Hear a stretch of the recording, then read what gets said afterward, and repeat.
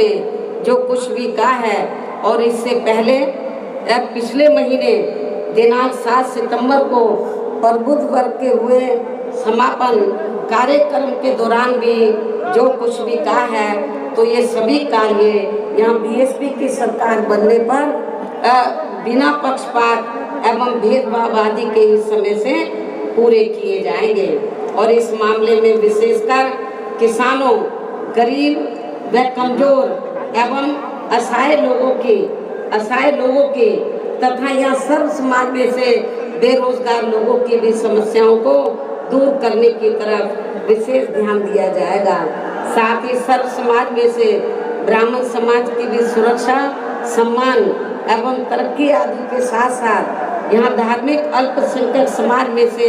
मुस्लिम समाज के भी विकास एवं उत्थान एवं उनके जान माल आदि की सुरक्षा को भी लेकर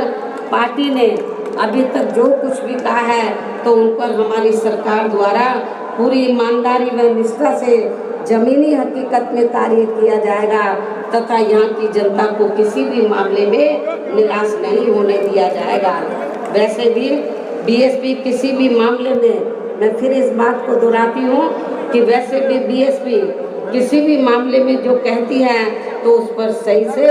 अमल भी करके दिखाती है। यही बीएसपी की खास पहचान भी है।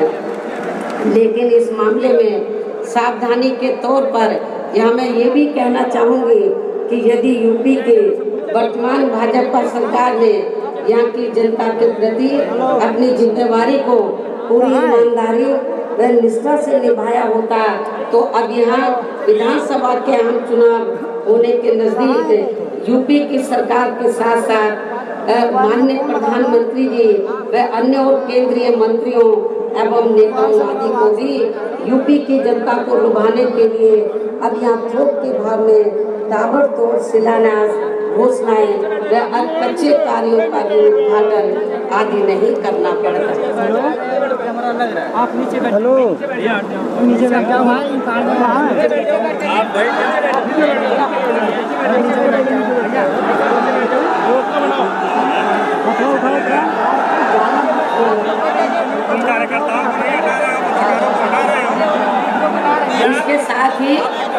इसके साथ ही लड़ाई चल रही किसानों को वे अपनी उपेक्षा को लेकर कुछ लड़ाई चल रही जातियों को भी अरे यार टूट जाए यार। अब यहाँ इनको चुनाव के नजदीक खासकर जाट व गुर्जर आदि समाज के राजाओं की प्रतिमाएं लगाने व यूनिवर्सिटी आदि के भी नाम बेईमान होकर नहीं रखने पड़ते, जबकि वास्तव में ये सभी कार्य बहुत पहले ही पूरे हो जाने चाहिए थे, जिनका अब सरकार के लोगों को यहाँ शिलान्यास नहीं बल्कि लोकार्पण व उद्घाटन आदि ही करना पड़ता। इसी प्रकार अब चुनाव होने के नजदीक इनको उन जाति के विधायकों को भी काफी दुखी मन से मंत्री आदि बनाना पड़ा है, जो जातियाँ इनकी कार्यशैली से काफी नाराज चल रही थी, जिससे भी इनको अब कोई खास लाभ मिलने वाला नहीं है। ऐसे में अब प्रदेश की जनता यूपी व केंद्र सरकार के भी आसानी से बहकावे में आने वाली नहीं है। और अब मेरा यही कहना है कि यदि आप लोग मेरी इन सब बातों को ध्यान में रखकर तथा हर प्रकार की सावधानी बरतते हुए ये चुनाव लड़ते हैं, तो फिर इस बार यहाँ बीएसपी की सरकार को बनने से कोई भी ताकत नहीं पाएगी, अर्थात फिर जहाँ बीएसपी की सरकार जरूर करेगी। और ऐसा हो जाने पर फिर यही आज पार्टी के लोगों की माननीय श्री काशीराम जी के प्रति सच्ची श्रद्धा भी होगी। इस उम्मीद के साथ ही हमने आप लोगों को पार्टी के आगे के प्रोग्राम के बारे में ये भी बताना चाहती हूँ कि इसी महीने दिनांक 21 अक्टूबर सन 2021 से प्रदेश की प्रत्येक विधानसभा में उसके सभी सेक्टरों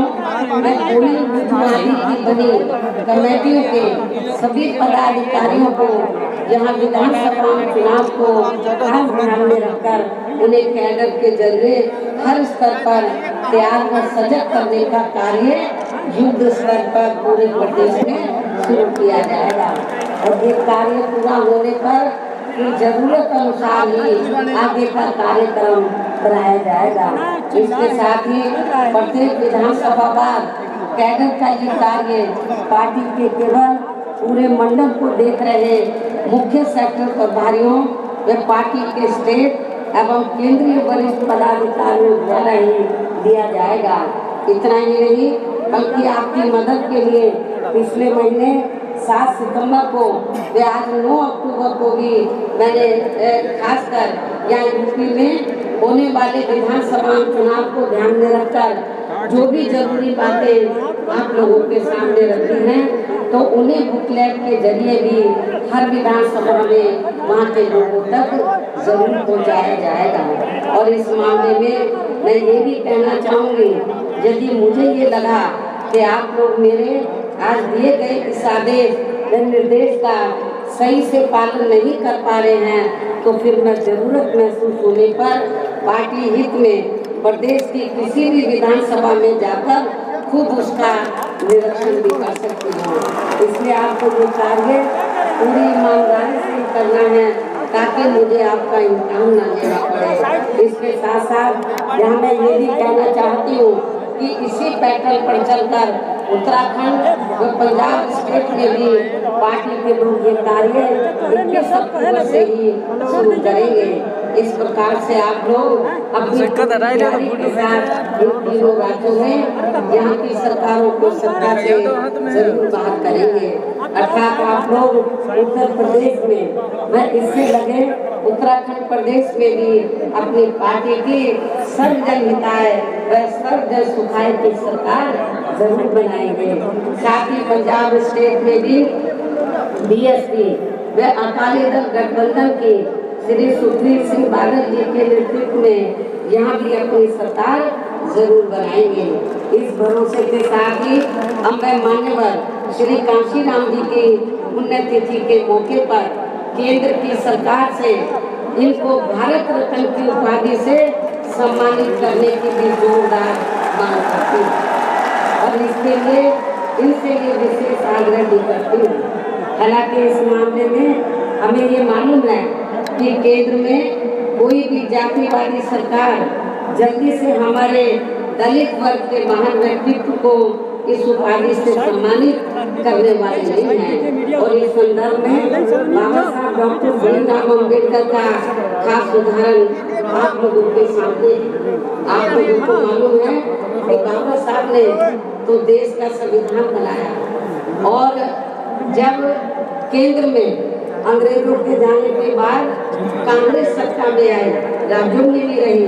तो कांग्रेस की जिम्मेवारी बनती थी कि बाबा साहब को भारत रत्न की उपाधि से सम्मानित करना चाहिए था। लेकिन कांग्रेस की केंद्र की सरकार ने बाबा साहब को भारत रत्न की उपाधि से सम्मानित नहीं किया और नतीजा क्या हुआ, हमारे लोग इसके लिए काफी संघर्ष करते रहे लेकिन सफलता नहीं मिली क्योंकि कांग्रेस पार्टी नहीं चाहती थी कि दलितों को और खासकर बाबा साहब को ये सम्मान मिले। उसके बाद जब बीएसपी बनी और 1989 में जब केंद्र में जनता दल की सरकार बनी श्री वीपी सिंह के नेतृत्व में और कांग्रेस सत्ता से बाहर हुई और मिली जुली सरकार बनी तो श्री उस समय हमारी पार्टी के 3 MP जीत कर आए थे। मैं खुद भी जीत कर आई थी 1989 में बिजनौर से। तो उस समय श्री वीपी सिंह जी ये चाहते थे कि हम लोग सरकार में शामिल हो जाएं। हमने श्री वीपी सिंह को ये कहा कि हमें कोई मंत्री का पद नहीं चाहिए, हम केवल 2 ही आपसे मांग कर रहे हैं, एक तो बाबा साहब को भारत रत्न की उपाधि से सम्मानित किया जाए और दूसरा मंडल कमीशन की रिपोर्ट लागू की जाए। तो श्री वीपी सिंह जी ने हमारी बात को मान लिया और श्री वीपी सिंह जी की सरकार में ही बाबा साहब को भारत रत्न की उपाधि से सम्मानित किया गया और पिछड़े वर्ग की मंडल कमीशन की रिपोर्ट लागू की। लेकिन ये बीजेपी को उस समय अच्छा नहीं लगा जो आज जनगणना का भी विरोध कर रहे हैं ओबीसी का, और उन्होंने श्री बीपी सिंह की सरकार ज्यादा दिन नहीं चलने दी और उनकी सरकार भी। इसलिए अब चाहे ये पार्टी अर्थात कांग्रेस पार्टी, इसलिए कांग्रेस ने यदि ऐसा किया होता तो आज कांग्रेस की हालत ऐसी नहीं होती। इसलिए अब चाहे ये पार्टी अर्थात कांग्रेस पार्टी दलित को किसी भी स्टेट का मुख्यमंत्री व देश का प्रधानमंत्री तथा पार्टी का हेड भी क्यों ना बना दे, तो भी दलित वर्ग के लोग बाबा साहब का ये अपमान भूलने वाले नहीं। इसके साथ ही तीसरे वर्ग के व्यक्ति को भी ये सभी महत्वपूर्ण पदों पर भी क्यों ना रख ले, तो भी इस वर्ग के लोग कांग्रेस को जल्दी से माफ करने वाले नहीं हैं, जिसने केंद्र में अपनी